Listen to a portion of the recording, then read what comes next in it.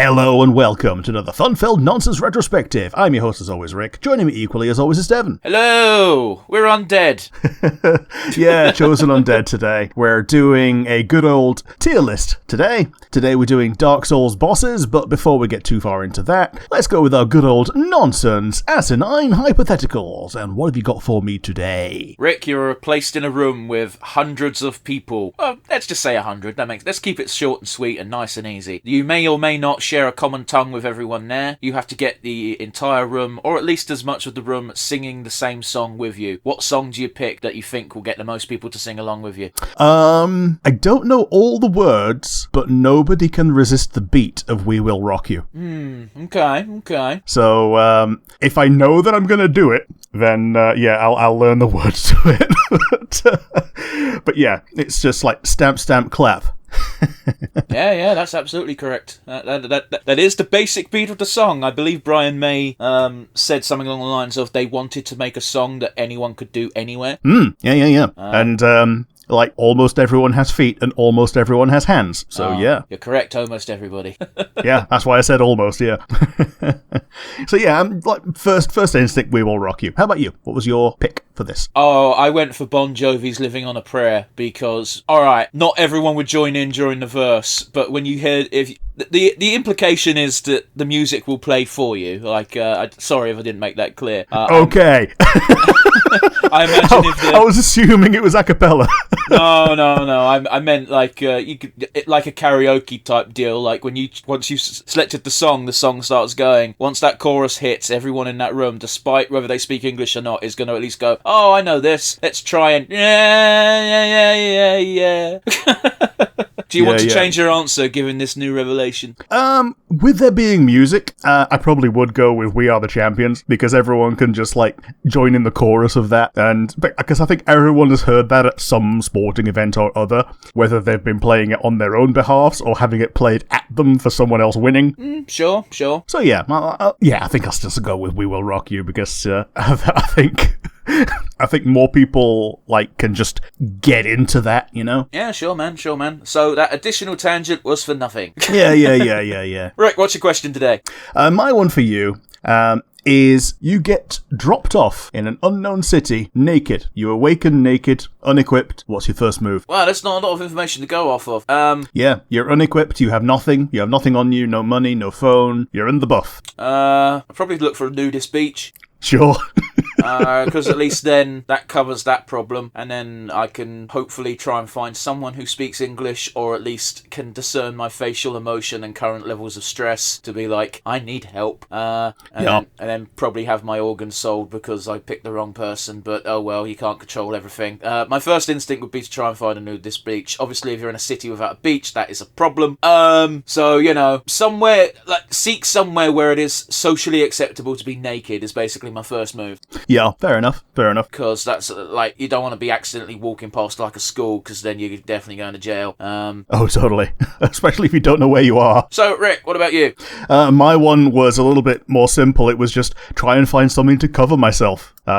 Clothing, or even a combination of boxes that I can, like, punch through and turn into, rudimentary pants. I get you, but the problem is if you pick something too weird, you're going to get labelled instantly as, don't talk to that man, he is crazy. If you fob off that you're a nudist, at least then you can plead ignorance to the law. It's not a great defence, but it is a defence. Yeah. Ideally, you're in a country where it's legal to be nude anyway, and then you can just make your way to the nudist beach. Yeah, but there's also plenty of countries that don't like tattoos, and you can get in trouble just for having them, so, I'm fucked. Yeah, true. I do have that advantage. But yes, let's get into today's topic, which is ranking the Dark Souls 1 bosses from D tier to S tier. Yes, we're being boring today. We haven't got witty titles. It's just, here's an S-class boss, here's a D-class boss. Rick, I think it's fair to say that both of us have different ways of classifying bosses. I'm going to go for a mix of how fun the boss was to fight and lore. Yeah. I'm quite happy with that. How fun they are, how challenging they are is also, like, part with how fun they are in my estimation. And sometimes part of the run back is also going to be counted in how fun or not fun it is. For me. This is the part where, I was going to say, this is the part where I get my big Dick OG Dark Souls thing out and go on, I don't have to do that very often. Well, there's one right in the middle where I'm very sure that I very definitely had to do the run back at least a few times before having to change up my entire loadout to unga bunga my way through because I was sick of it. Valid. Yep. So we start with the very first one, the Asylum Demon. I'm going to put the Asylum Demon in C. Yeah, that's exactly where I put it. Solid C. It's by no means the best. But it is your very first boss. You get the joy of feeling how much more powerful you are with equipment as opposed to with a broken sword, unless you brought black fire bombs, which you probably didn't do on your first playthrough. Yeah, it's one of those where the reason why I'm ranking it so low is because, it's the introductory boss, and as an introductory boss, I think it's great. However, you fight one later on, the Stray Demon. I don't know if that's on our list. I don't think it is. Demon Fire Sage is definitely on here. Yeah, I'm not talking about that. I'm talking about Stray. Oh, Stray Demon is on there as well. Oh, fair enough. We'll talk about that later then, I guess. But the case in point being, you fight this boss multiple times, and that's never fun. Yeah. These are all in alphabetical order, by the way. It just so happened that the Asylum Demon is both the first boss and the first in the alphabet. Well, case in point, because look at who's next. Yes. Possibly one of the last bosses that you'll ever face, Black Dragon Calamite. This might be controversial. I'm putting him in B. Well, I was putting him in A. I've only ever beaten him head on, so I've never managed to get the tail cut. That's the one thing that's annoying for me as a player. Oh, I don't bother with tail cuts on any of the bosses in Dark Souls, because none of them give me a weapon I care about. Fair enough. Ones I can think of, this and Seath and the whatchamacallit, the Vagina Demon. Gaping Dragon. Yeah, Gaping Dragon. Yeah. But none of those weapons are weapons I use. Right? The Moonlight Ultra Greatsword is cool, but I've never used it. Sure. Actually, I tell a lie. I used it in Bloodborne because I had a sorcery build in that. Yeah. Black Dragon Calamite. The reason why I'm ranking him in B instead of A is because he is just the definition of a damage sponge. Yeah, but also the easiest time I ever had was my guy where I thought, okay, what if I make my level equal to my strength and don't level anything else other than the few levels free that you get and just unga bunged him with Smo's hammer. Okay, that's absolutely valid and fair. I don't think the fight's very interesting. And the reason, and it's not come out yet because it's one of our in-hands, but we do talk about Sin the Slumbering Dragon in our Dark Souls 2 tier list. Spoiler. And it's a dragon fight just done much better. Now, I know you have your own frustrations with that fight, and it does make sense that he doesn't fly as much as Sin, because the whole point is his wings get clipped by Smo. But it's just boring. It's just, don't get hit by his attack for 30 minutes. Yeah, don't get hit by the attacks. And the reward for beating him is the worst reward in the world, because it makes you take more damage. It's cool thematically, but no one wants this ring unless they want to do a challenge run on New Game Plus, because you can't use it in New Game. By the time you get to him, you've beaten half the game. Yeah. I guess what it's for is you drop it for a friend and trick them. But it says in the description that it's fucked. Yeah. There is no good to be had from this item. But yeah, I've got him in A. I think he's got possibly the coolest design of most of the dragons. I think he'd look a lot cooler if it wasn't PS fucking free graphics. Yeah, true. Even with the remaster, they don't do much about it. The Bell Gargoyles. I'm going to put them in C because I think it is the least interesting of this type of fight. What, in terms of a fight where a second guy comes down and, oh boy, you've got two of them? No, as in the terms of, Belfry Gargoyles is just the man, I've forgotten what they're called. There's another Belfry Gargoyle fight in Demon Souls. Right. And that fight is a bit more interesting because those are a lot more fucked. They do poison damage and stuff. It's super fucking not fun. But it's a lot more challenging than this one. This one's done well in the sense that they do complement each other better. And I know people give it a lot of shit, including me, but I actually really like the 6 Belfry Gargoyle fight in 2. Sure. Now, I didn't know there was one in Demon Souls as well, so this was essentially kind of new and interesting to me. I did go backwards through the Soul series, so I had the Belfry Gargoyles once you had a build going, and you can just visit them whenever you want in Dark Souls 2. The Bell Gargoyles in 1 are pretty much mandatory unless you're doing skips. I mean, absolutely, you need to ring both bells and they guard one of them. Yeah. I put them in B because they're a decent hurdle for an early run and for subsequent runs when you're trying something interesting and new. They're basically, I'd say, the test of, is your build going to be viable? Yeah, I feel you. And, you know, they even have the caveat of, are you really struggling? Here's Solaire. Yeah, here's Solaire. And the second one also comes in with half its health. Yeah, well, I like that detail because that one doesn't have a tail, implied it's been cut off already. Mm-hmm. Yeah, someone's already done the run, and yeah, it's not recovered. So yeah, we got to B and C for that one. The Bed of Chaos. D. It's not a boss fight. Yeah.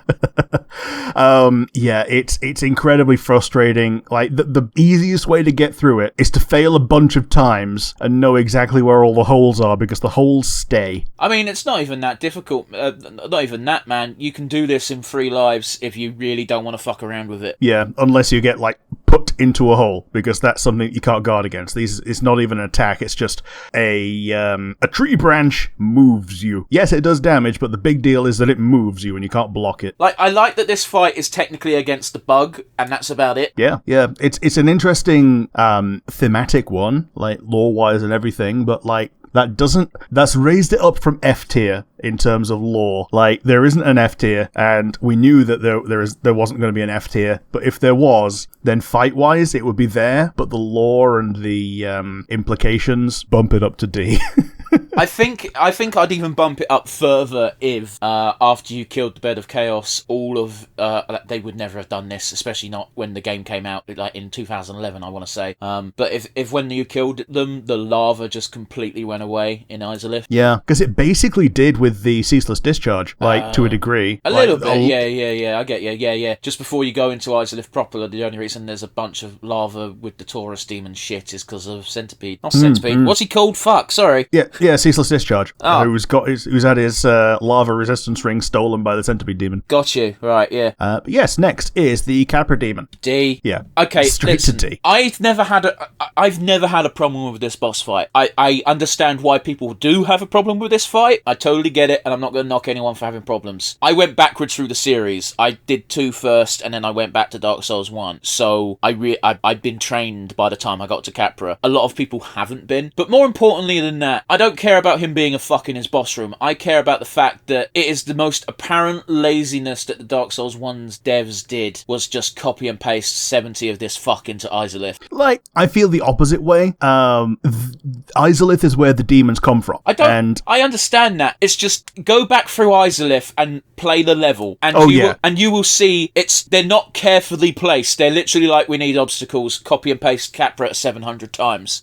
Yeah, Taurus is even more egregious. Yeah, a bunch of Capras and a fuck ton of those freaking statue-looking dudes. I don't mind the statues so much, because at least they make sense, because they're trying to trick you, but... Yeah, and it works 0 times, because the first time you go near one, it starts coming at you. But yeah, sorry, you never actually said your ranking or your reasoning. Yeah, I went straight to D, because of the dogs. They just make it completely unfun to fight. You got to get through the entire zone again to run back to it as well, which, it's not difficult, but you're probably going to be down in Estus. Yeah, I can see that being a thing. And that's not a bonfire you're going to kindle. Yeah, you probably would. Like, what bonfire do you go from for this? Oh boy, now I'm struggling. The very first bonfire in Undead Parish is pretty much the bonfire I use for the entire zone, and that always gets kindled. Okay, yeah, I suppose you would. I kindle that because it's a bonfire I use for about 3 bosses. Yeah, fair enough. Yeah, that's a reasonable one, actually. That's one thing that Dark Souls 1 did a lot more sparingly, is placing bonfires. Yeah, well, it was even more ridiculous in Dark Souls 3, because they brought back the mechanic of, you beat a boss, here's a bonfire, which leads to you having 2 bonfires within visual distance of each other, with no enemies in between, which was silly. Yep. Yeah, so I also went backwards through the series. I started with Bloodborne and gave up and nearly snapped the disc, and then did 3 Bloodborne 2, 1, just because Dark Souls Souls 1 came out with a remaster again after I've been playing Dark Souls 2. Yeah. We played through it together on the Switch. We never finished that playthrough because one of us decided to give up. See. Yeah. Oh, God, yeah. There's some bits you have to do on your own, we said to third person, and third person said, I don't want to. And it's like, we can't play anymore then because we can't do it for you. Yeah, exactly. Like, I kind of understand, but yeah, it's one person's desires getting in the way of all three completing the game. Oh, well, they did it with 2 as well. You weren't even involved in that. That was me and 2 other friends, and they also tapped out because their complaint on that was we were doing too much of the game for them, so you can't win. Yeah. Like, what do you want? I'll get you a McDonald's. Shut up. We touched on him before, but Ceaseless Discharge. Yeah, I don't know. This one's tough. I think I'm actually going to put him in D. I'll bump him up to C, because I think his lore's very interesting. The fight is dull. Yeah. It's cool that you can instant kill him by having him teeter on the edge and get him to die of full damage. Yeah. So yeah, I think C is a good place for him. His lore is pretty fun. You say he fun. only attacks. Okay, he only attacks you if you either attack him first or if you steal his sister's clothes. Yeah. Which, I don't know. I don't have a sister, but I'm pretty sure that I would fight someone who stole my sister's clothes. Like, his lore is very fun in the sense that it says straight up in on the ring that you get later on that he was the only son born of the Witch of Izalith, and he was a complete and utter bumblefuck, and he had this. And that's why he dropped it. Yeah, he had this ceaseless discharge, which was the lava. When you look at this creature, it looks like it is a miserable existence and is in constant pain. It makes you feel sorry for it. And he was a bumblefuck, dropped his ring, and that's why Centipede has it. Yeah, Centipede picks it up. He's in constant pain, always leaking lava. He's not having a good time. So yeah, you're essentially putting him out of his misery.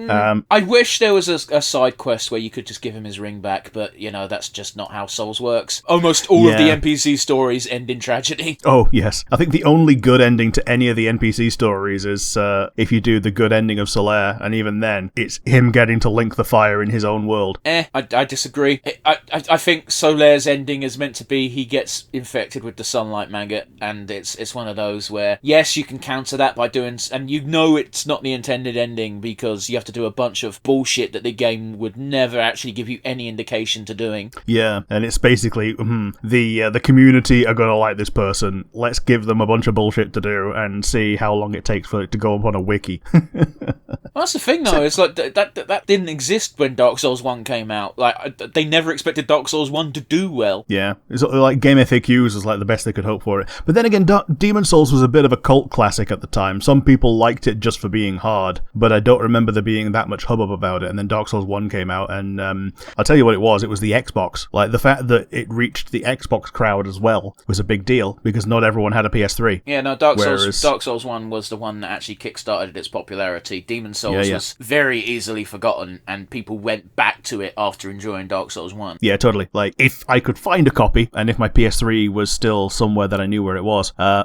I would have also done so. Okay. But yes, next one up is the Centipede Demon. I'm putting him in D because I don't remember this boss fight, which means it can't have been memorable. Yeah, that's about right. I like the only thing I remember is, there is lava, don't go in the lava, and get the tail cut. You need to get the tail cut. That's how you get the ring. No, you get the ring just by beating him. Okay. Well, if you get the tail cut, you get the ring during the boss fight, and then you can use it for the boss fight, and then you don't have to worry about the lava. Fair enough. Like, the annoying thing is, if you don't know, and you're gonna have a miserable time, because it's such a small patch of land as you go in. But if you it's going to cost you an Estus, but if you just sprint to the right, there's a much larger piece of land just there. But you've got to go over a bit of lava first. Yeah, it's I think they shied away from doing healing techs in later games a lot of the time. Like Dark Souls 3 in particular, I think you don't have to use Estus for pretty much any run back. Dark Souls 2, I think the only one I can think of is going to Elana, but there's quite a lot of it in Bloodborne where you've got to do a drop and you've got to take damage and you've got to heal up. But yeah, this one is one where you've got to heal to, enjoy the boss fight. I'm not going to fight you on it because it's been a while, but I don't remember ever having to do that in Bloodborne. And I don't like Bloodborne, so I very rarely defend it.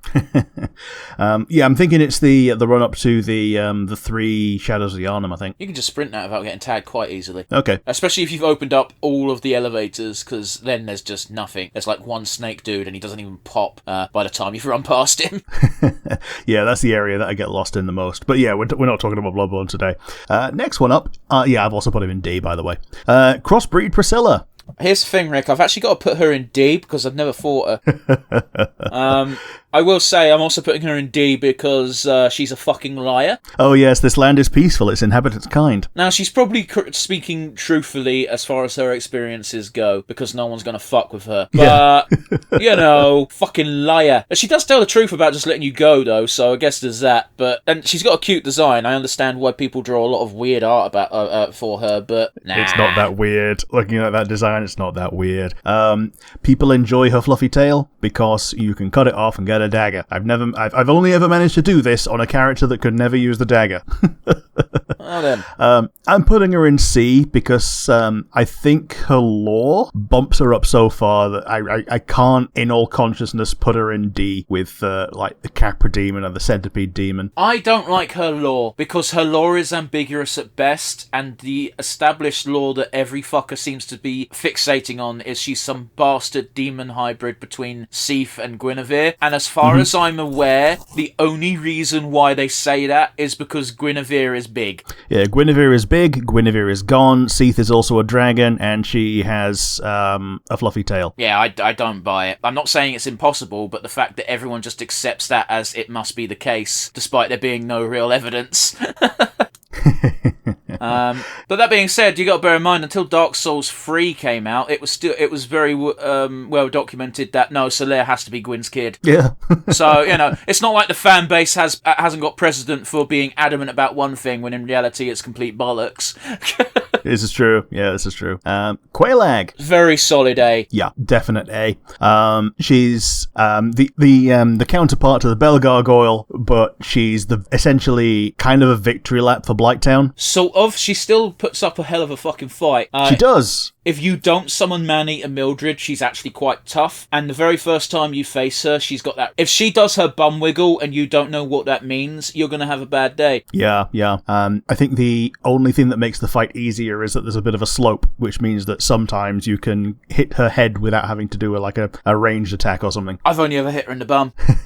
But yeah, I like her moveset. She is miles better than Najka in 2. Oh yes, 100%.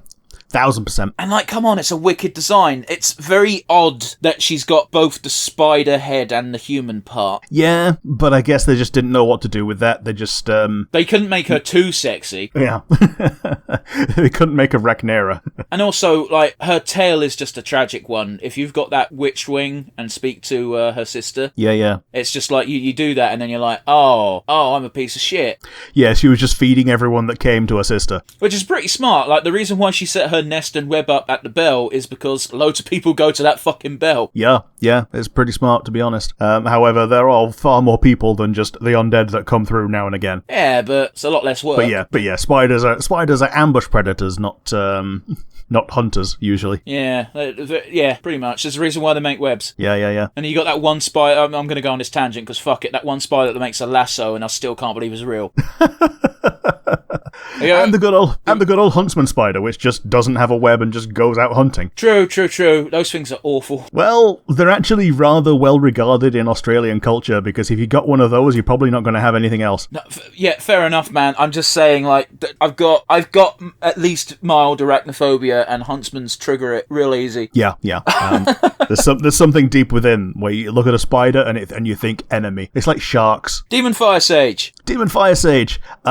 D. I'm also going to put them in D, because it's just a problem with Izalith in general. The bosses, apart from Ceaseless, are just very unmemorable. I can't remember this fight.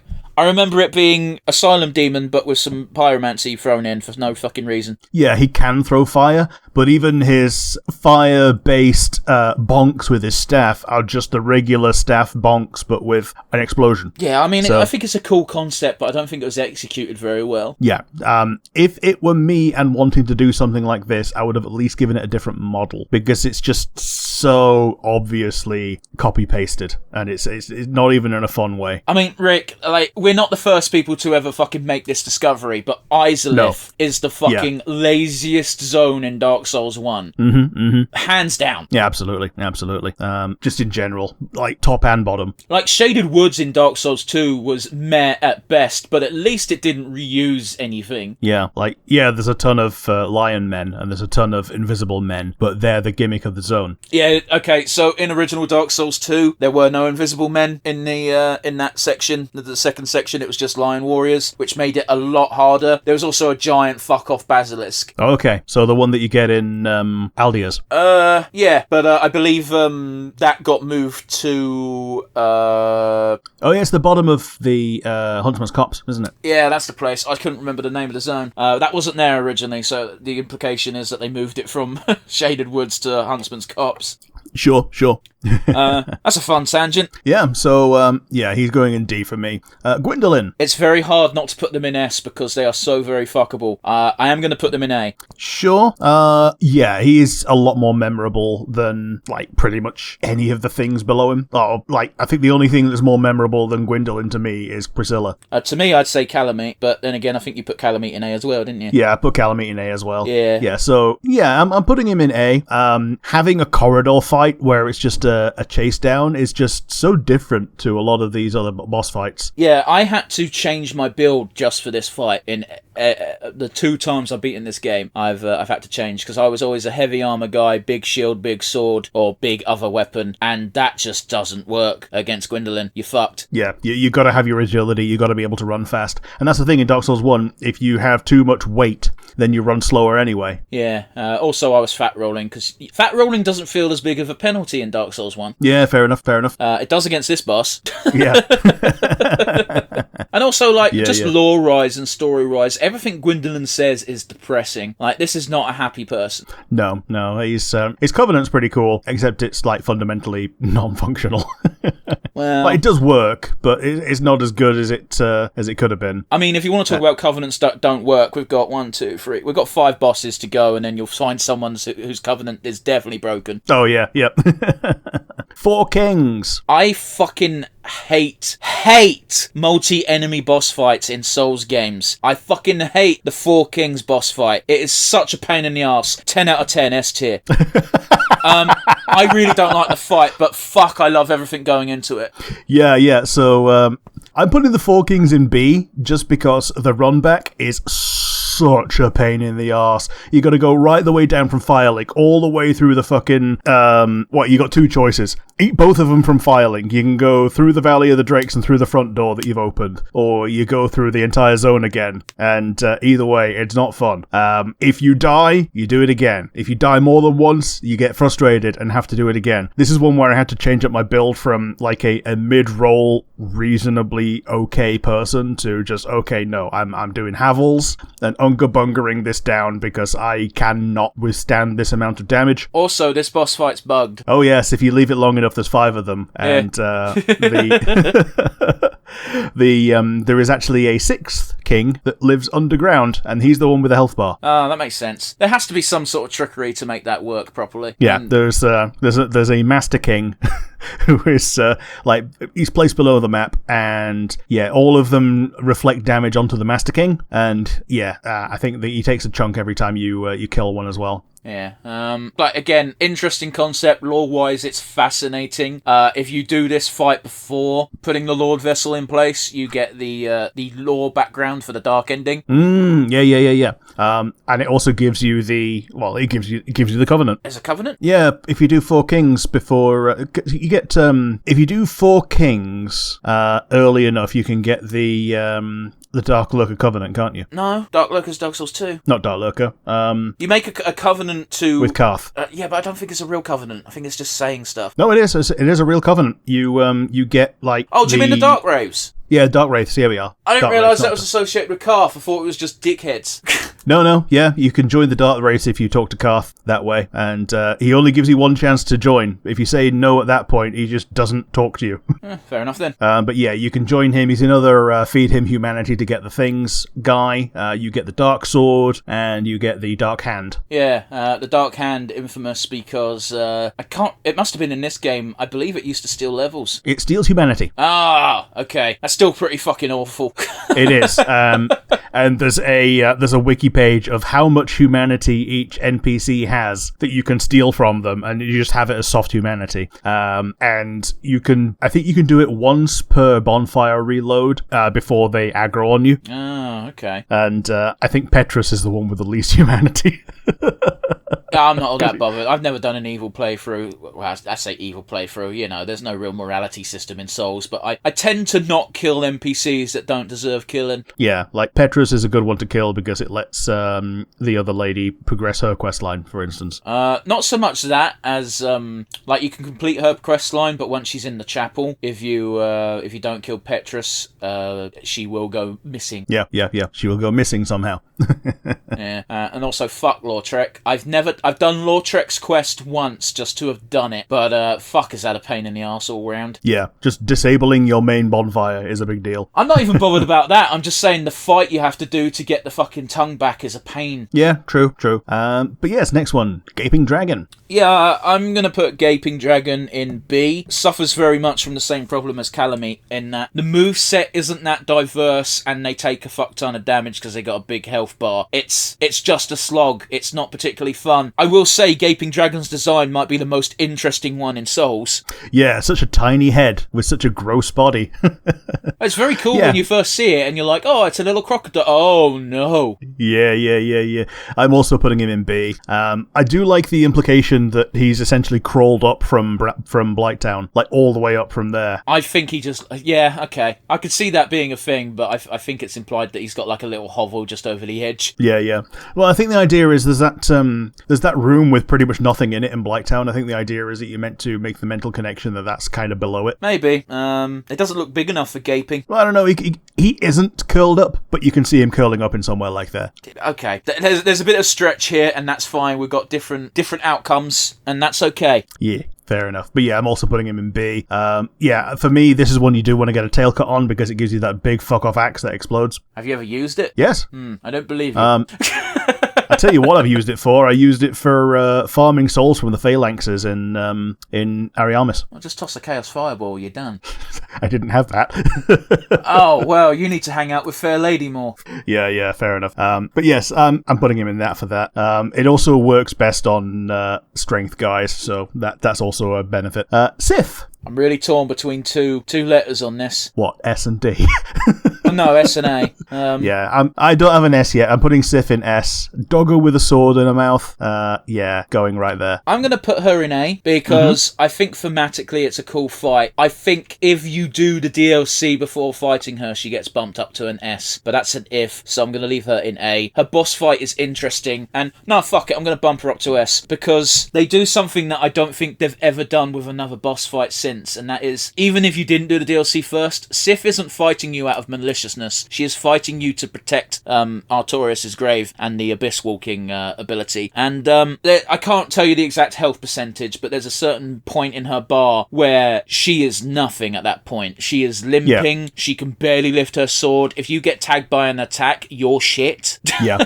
It's she starts whimpering. It just makes you feel bad for fighting her. So yeah, but you've got to do it. Like if you want to beat the four kings, you got to do it. Like it's just one of those where because there's just story happening even during the fight, it needs to be an S. Yeah. It's got to be an S from me. Like top design, like even the set piece of like the arena, it just looks cool as well. I look at the fucking screenshot they've used for the tier maker, Rick. Yeah, it's got the moon and everything.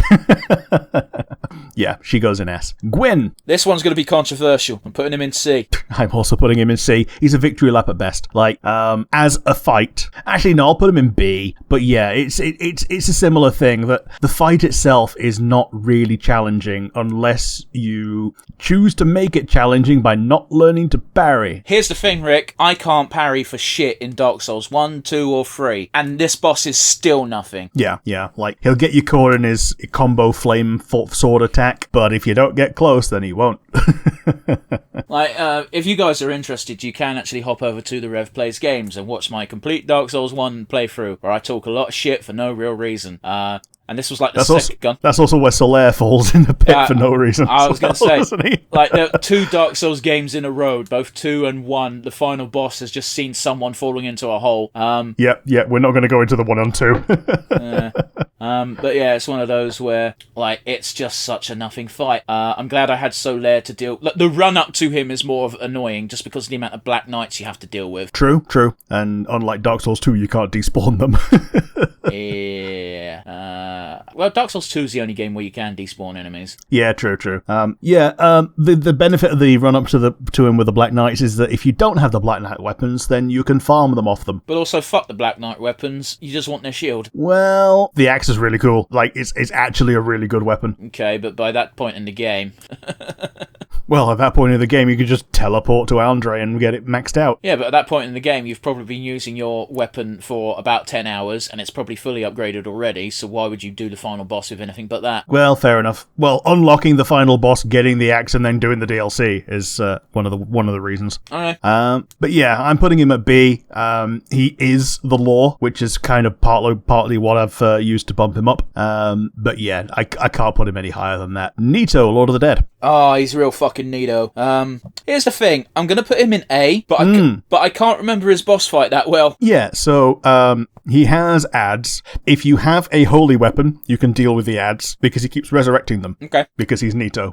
He does toxic and just general dark damage. And also his Gravelord Covenant spell. I'm putting him in A because I actually just think his design is probably the best of this type of enemy. Yeah, I don't think there's any other sentient skeleton people in Dark Souls 1. I think the only other one I can think of really is Wolnir in Dark Souls 3. Yeah, and his design's pretty fucking metal, but I don't know, man. There's something about dude with a cloak of bones. Yeah, like not even the cloak of bones, just somewhat like he looks like a necromancer. Yeah, he's a necromancer reaper dude. He really does look like they give him the title Lord of the Dead, and you go, yeah, I sees it. Yeah, I'm also putting him in A. The lore is pretty good. I think also as Lord of the Dead, I think he was the first to die. Yeah, that's open to interpretation. Yeah, and also getting his sword early on is pretty cool. Yeah, you've got a bit of a boner for that. Yeah, it's my favourite curved greatsword by far. Partly for the toxic, partly for the poke, but yeah, also partly for the fact that you can get it so early on, and that's like, okay, this is my build now. But yes, Nito, I think, is very solid in A from both of us. If I sound bitter about Rick liking this sword, it's because every time it's available in the game, he beelines towards it, and it's boring. Iron Golem. I'm going to put him in B because he gets soloed by Tarkus. However, watching Tarkus solo the Iron Golem is pretty fucking metal. It is very much entertaining. And also, yeah, you can knock him off. It's so cool when Tarkus does it because he gets a special cutscene. Oh, I didn't even know that. Well, sorry, not cutscene, animation.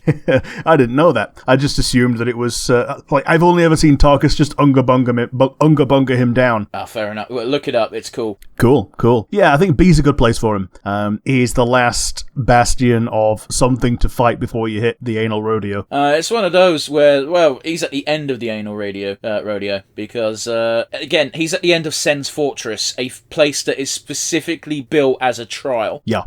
Once you beat that, then the gargoyles will take you to Anor Londo. Shouldn't really call those things gargoyles, considering. I understand why you do, but... Yeah, because they look like actual gargoyles as opposed to, the gargoyles, which also look like gargoyles. The grotesques, the imps, the... Yeah, I know what you mean. The pink, fleshy, weird demons. things that have brains exposed. Yeah, the naked demons. Artorias! But yeah, Artorias, I think, is going to be my second S tier. I'm going to put put him in A because his fight is cool. Thematically, it's awesome. You get to meet the last 3 of the 4 knights. You've almost definitely beaten Ornstein by now. In fact, I think you have to have beaten Ornstein by now. Yes. So there's that. The reason why he's A and not S is despite everything, his fight is completely trivialized by a shield. Okay, I never had that because I only ever used medium shields. Okay. Go on, sorry. Like, apart from on my super strength build, who I finally did cave and use a great shield on, like, I was basically just medium shield, and anything will just break your stance with that after a certain point. I think there's some... Okay, fuck it. It's been a while, I'm not going to argue that point. But yeah, big fuck-off metal shield really does trivialise the fight. That's kind of the case for Dark Souls 2 as well. They got rid of it for Bloodborne and Dark Souls 3, and that really rubbed me the wrong way on Dark Souls 3. Yeah. Like, the best a shield can do is still not 100% against all the elements that you get chucked at you. Yeah, like, I understand why they did it to a certain degree, because a lot of bosses are trivialised, especially in this game, by just having a shield. But, you know, completely nullifying great shields, it's like, why even fucking bother? Yeah, and it's something that they improved on later, in that dark damage in this is just physical damage, which is kind of why Artorias just doesn't do chip through shields. If it was in any other game, he'd be doing a ton of chip just with the amount of dark that he's slinging around. Yeah, if you had to dodge roll every single attack, I could see this boss fight being not necessarily a nightmare, because dodging isn't the hardest thing to grasp mechanically, but I could see it being a lot more difficult. Yeah, I basically gave up on the shield and just started two-handing for this guy, and yeah, it was rather rewarding once you finally did it, and the run back isn't that bad. Yeah, it's just a lift right next to him. Because here's the thing, if there is a lift right next to a boss, that means the people who designed the boss knows it's bullshit. Yeah, they know it's hard, and he's possibly got potentially the most interesting lore, in that you are basically doing his lore for him. Yeah, so before the DLC came out, every single bit of lore about Artorias was he's the biggest, baddest, big dick. He's guts. He fucking went to the abyss, bitch slapped Manus, and solved the problem. But when you go back in time, he actually got fucked up by Manus, and in fact, if you pay attention during the Manus boss fight, you can see what attack Manus used to fuck Artorias up, by the way Artorias limps. People forget... and he doesn't have a shield anymore, because he gave it to Sif. I was going to say as well, people forget Artorias had a shield, and the reason why his arm is fucked up is that was his shield arm. Yeah. It got so fucked up, the shield was no use to him anymore because his arm was fucked. He gave it to Sif so Sif could live. Didn't just give it to Sif though, he gave it to Puppy Sif. Yeah, Puppy Sif. Yeah. Dark Souls has a story by Plague of Gripes. Watch it. He gets an S tier from me. Moonlight Butterfly. D! This boss suffers the same problem as Asylum, and that is, I say Asylum. Later on, it just appears. It doesn't appear as an enemy, it's just there to be vaguely interesting and annoying. The fight isn't that tough. It's just, I don't know, man. It's just such a limited arena, and the only reason it's a challenge is because of the arena you're forced to fight it in. Yeah. It could just choose to win if it didn't land to drink some more nectar. I think the implication is that the nectar's what's giving it the magic juice. Yeah, maybe so. But if you're a melee person, which is most people in Dark Souls, you're not going to have a fun time against this guy because you're just waiting for him to choose to be vulnerable. You're also not going to have the most fun of times as a magic caster because its magic nature makes it resistant to magic. Yeah. And pyromancies don't quite reach. Sorry. Yeah, pyromancies don't reach because most of them have an arc. Like, they have weight and they just fall short. Yeah. I've never tried to beat it with a bow and arrow, but I imagine it takes a lot of fucking arrows. Oh, yeah. Everything takes a lot of arrows. Basically, bow and arrow is just... It's there to be a bitch. Like, if you want to be a bitch and kill one regular enemy with a bow and arrow, you can. Well, I disagree a little bit. I think a bow and arrow is very useful for isolating enemies. Like, you can tag someone with a bow and arrow and get one enemy and fight them one-on-one, which is a lot more fair, and what Dark Souls, at least Dark Souls 1, and I'd say 2 as well, were based around one-on-one fights, and that's how they make the game difficult, by the fact that so many fights are not one against one. Yeah. Dark Souls 2 really suffers from this in that, it's based around one-on-ones, and then they just gank you with normal enemies. It happens here as well, but because they're spaced generally a bit better, you can normally deal with one before the next one's run to you. I think the Moonlight Butterflies in Seath's run-up turn hostile after you kill Seath. Yeah, but why the fuck would you? Why the fuck would you go back? Yeah, just to farm Twink from the clams, I guess. But just farm Twink from. Oh, I guess there is. Yeah, okay. There's a fucking lot of them. yeah. I was gonna say you could do that in the other place, but there's only like 4 there. Yeah, but then again, you don't really have to go outside of Seath Boss Arena to do that. True. Like you spawn there, you go back to where all the clams are, kill them, and then go rest at the bonfire and do it again. It's just if you venture outside, then you get butterflied.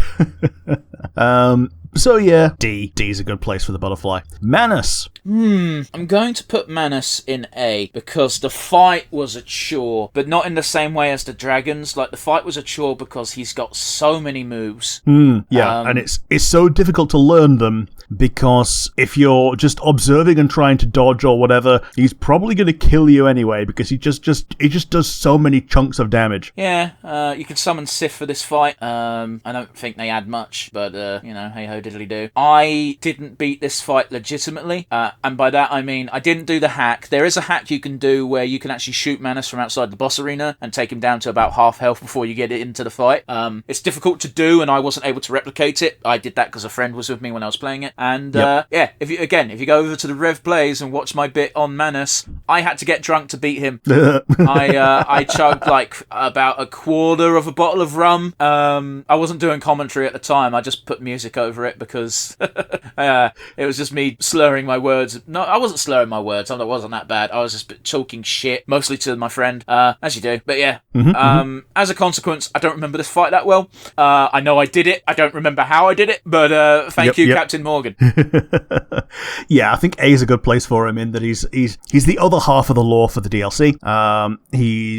There's a lot of interpretation around him. Like, is he the furtive pygmy? Probably not, because you meet someone who may have been the furtive pygmy in Dark Souls 3, but then again, he might be. There is a hole in the ground where they try to inter him. He's the one that kidnaps Dusk, which is the whole reason you go on the DLC to begin with. And he's the darkest of darks, and his catalyst is metal as well. Like, it's basically a great axe that can do sorceries. And of course, when his soul gets splintered from this boss fight, you get to meet 4 of the fragments in Dark Souls 2. Yep. Yeah, he's the reason for the plot and DLC of Dark Souls 2. Well, it's one of those where the reason why we've got 3 Dark Souls games is because the cycle doesn't ever actually end. It's a cycle. No. Yeah. Like, even if the cycle continues one way or the other, it still is a cycle. Yeah. But yeah, so I'm putting him in A as well. His zone can be a pain in the arse, but it is cool. Yeah, but his boss run's pretty simple. Like, yeah, as long as you don't antagonize the frickin' humanities. Well, they just slowly drift towards you anyway. Yeah, they're good. You're good to go. And yeah. So memorable, pain in the arse. Ornstein and Smo. Rick, I hate multi-enemy boss fights. I think they're the worst thing in Dark Souls. This one's a miserable experience. The fight is awful. 10 out of 10. Would put in S tier. Yes. But joking aside, I think it's a really it feels like possibly the most fair a 2-on-1 fight could be. Yeah, because I think for the majority of the time, if one of them is attacking you, the other one isn't. Oh, that's not true. Yeah, because you're going to get like a lightning bolt thrown at you. Here's the thing. I think the difficulty of this fight depends almost entirely upon what second phase of the fight you want to do. Yeah, I have done both. I prefer doing Ornstein because I can read his moves better, because Smo can just decide, oh, right now I'm jumping in the air and slamming you in the ass.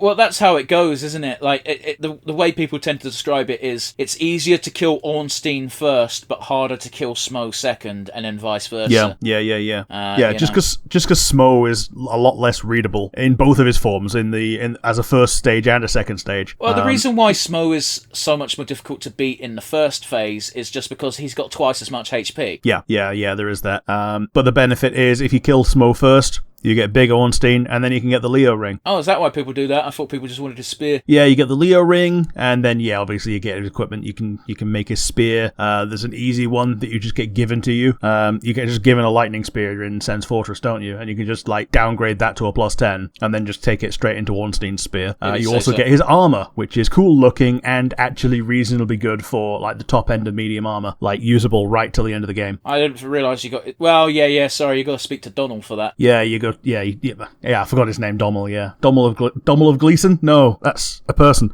Dommel of Xena. Well, just the reason why I was bringing it up is because the way you worded it sounded like you just got his armor as a drop, and I'm thinking, that's not right. You don't get that for free. Yeah, you don't get it for free, but yeah, you can talk to Aishimai, and you can buy it. And it looks baller! Yeah, of course it does. Like, it's really annoying that you can't get it in Dark Souls 2. Yeah. Despite there being literally a boss that is that. Yep. Like, it even looks cool when it's dark, but we won't get into that. Rick, this next fun ring one isn't a boss. Let's just put it in D and move on. Pinwheel's D. Yeah. Let's go to Stray. Yeah, Pinwheel D. Stray Demon. Yeah, I think it's better than the other demons, so I'm going to put it in C, in that it's funny the first time you fight it, because like you go on the way back to the asylum to explore it for whatever reason. The first time that you go back, you don't know why you're going back. All you know is that you can, and he just falls down and makes a hole. The music starts, and then the music stops when he falls even further. Wait, what are you on about? Falling down holes? The stray demon in the asylum. Yeah, he falls through the roof the same way that the asylum demon does, and then he falls through the floor to make the lower tier boss arena. No, I mean you fall through the floor to fight him. Yeah, but if you're in the right place and you dodge out, then the boss music starts when he comes down, and then he falls through the floor and he goes down there. But he doesn't. What are you on about? No, he's down there. You fall into him. There's no falling of this one. Asylum falls down. I'm pretty sure he does the same. No. But oh well. No, what happens is, like, it's a big old trick, because when you go back to the asylum, you see all of the enemies with the torches, and you notice that they avoid the middle of the floor, and then if you stand on the middle of the floor, you fall down, and then you're in the boss fight. He's just there. There's no jumping down or stray. Sure. I remember it differently then. No, I know exactly what's happening is you're just conflating him with Asylum, which is fine. They're very similar, and I get why it's happening. But the entire time you were talking, my brain was going, "What the fuck is he on about?" I must have Mandela affected myself. No, again, it's not even a Mandela effect. You're just conflating the two boss fights, and I don't blame you. They happen in more or less the same place. Like, you see Stray Demon when you first come out of your cell. He's walking about in a separate area, just to the right of you. Do you not remember that bit at the beginning of the game? Oh yeah, he is, ain't he? Yeah, so that's Stray. Yeah, I've Mandela affected myself. Again, I think you're even using that term wrong, but it's fine. We won't linger. I agree with you. I think he's a C. He is just a remix of Asylum. He's got stronger stats. He's got an explosion effect on his weapon, which, again, is copied by Fire Sage. Yeah, but at least on this guy, it feels fresh when you see something that you fought before be stronger, and it lets you measure yourself against it. Yeah, I feel it. Although he is completely optional. Yeah, and he's super optional too, because all you get for beating him is a slab. Yeah, which is good to have, but you've probably got another slab somewhere else. Easier ways to get slabs in this game. Yeah. Sanctuary Guardian. Okay, I think this boss is lazy design-wise. I do think the boss fight itself is interesting. It's just a chimera. And that being said, though, I'm going to put him in B, because I think he is put in the perfect location, because he's got he is put there specific to be like, can you handle this boss? No, then the DLC, you are not ready for the DLC. Exactly. Almost perfectly put, yeah. I put him in B as well. I think he looks cool, but there's no lore about him at all. Like, all he really is just, okay, he's the guardian of the DLC. And you can have some extra fun with him, because once you beat his boss fight, if you go back into his boss arena, there's just 2 there now, for no reason. I've never done that. Well, I don't know if there's any point in doing that. I don't think you get anything for beating the 2. Correct me if I'm wrong. I never did it. I went in there and went, oh, okay, fuck this. Yep. The benefit that you get in the DLC is that every bonfire is a warp bonfire. So once you go past them and you get the next bonfire, then you never have to go that way again. Yeah. Entirely optional to do the double, but it just makes no sense. Yeah, that's why I never went back. He has a tail cut for a poison whip that is just his tail. That's pretty cool. I didn't know that. Makes sense. Yeah, it is one of the cooler tail cuts, but it's still shit because it's a whip in Dark Souls 1. Like, whips aren't good in any game. I know you've got a bit of a penchant for them in 2, but I still think they're shit then. Yeah, they're a bit shit in 2. What they are good in is Elden Ring, where you can power stance whips and just like do a jumping slash attack, and it's actually pretty good. But other than that, yeah, whips haven't ever been perfect. Yeah. But yes, next we move on to Seath the Scaleless. I think it's going to be very telling on my list that not a single one of the great big 4 has made it into S tier, and that includes Seath the Scaleless. Seath the Scaleless is getting a B because I think it's interesting that the first time you fight him, he is invincible. I also think it's funny that you can immediately go, nope, and walk back through the mist fog. Yes. I think it's the only one you can do that with as well, isn't it? Yeah, because it's basically like the game saying, okay, you can't beat him now, and when he kills you, something. If you didn't know already, when he kills you, you get put into a location you can only get to if he kills you. Yeah, you get the second half of the area. Yeah. This is one of the best times to use a rare ring of sacrifice, so you don't get cursed when you get killed. I didn't think he got cursed anyway. Well, the thing that he does to kill you does curse. So if you get cursed by doing that, then you just die. If your curse resist is high enough, but your defense is low enough, then he can just kill you with it before you get cursed. Okay, if you say so, man. I never got cursed by him. I didn't know that was a thing that could happen. Yeah, he's done that to me once, and ever since then I've used the ring. Fair enough, man. But yes, I'm also putting him in A. I also didn't put any of the Great Soul guys in S, because I think, other than the DLC, Ornstein and Smo is the peak of base Dark Souls. And funny enough, I don't have any DLC guys in my S tier. Yeah, the only one I've got in there is Artorias.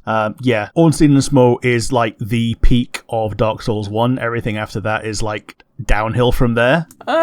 Well, yeah, I know you don't like the Four Kings as much as I do thematically, and because you had a personal headache with them. Yeah. But, I think they definitely deserve a spot in S tier. I think you're right. Of the three guys I have in S tier so far, we don't know about the last one yet. I think Ornstein and Smo is definitely the pinnacle. Yeah. And the last guy we've got is the Taurus Demon. Okay, everything I said about Capra goes double for Taurus, because when you first go into Izalith proper, just after Ceaseless, there's 15 of them just standing there looking at you. True enough. I will bump this up a bit to C tier at least. That's fine, man. Because the first time you fight the Taurus Demon, as in the one that is this boss fight, there are ways to kill him. You can do the plunging attack. Have you ever taken the first time I did that? I took too long not knowing what the game wanted, and then it was just like, oh, this is the new boss arena. Yeah, yeah, he does that. Well, even the Asylum Demon does that. He doesn't jump up and become the arena, but he does knock you down off it. Oh yeah, absolutely. But I knew instinctively what to do with Asylum, not so much with Taurus. Yeah. Yeah. The reason that you do the plunging attack a lot of the time is you realise you're getting peppered in the arse by these guys. You look back and, oh, there's a ladder. So that's decent storytelling in the arena even before he spawns. And then he spawns. Yeah, in fact, I think if you go far enough to start getting peppered, that's when he spawns. Yeah, pretty much. Which is a trick that works once. Yeah, so every other time after that, you just go straight up the ladder and kill the fox. For real. I'll admit, Taurus's fight is interesting, and when you speak to the merchant, the undead merchant in Parish, he will straight up tell you that both Taurus and Capra just climbed up from Izalith, and that's why they're a problem. Yeah, totally. That's what I said. That's why I wasn't as down on the Capra demon and Taurus demon being here in general, or in Izalith, if that's where they come from. But again, it's not the fact that they're in Izalith, it's the fact that you can see they've just been copy and pasted 15 times randomly rather than in specific locations to make sense. Yeah, true. And again, I give Capra shit, but Taurus is the real offender, because when you just see 15 of them in the distance just standing there, it's silly. Yeah, it does tell you maybe go a different way, though. Yeah, but if the lava doesn't clue you in... Yeah. But yes, that's it for the tier list. I guess our final three is a bit redundant because we've talked about them as we went. I guess we should just do a super turd and a super win each. Yeah, so who's going to be your super turd? I mean, it's got to be, because it's not a fight, it's barely even in a cinematic encounter. No, I'm going to even scrap that. It's got to be Pinwheel, because we just glossed over Pinwheel because it doesn't deserve a life bar. Yeah.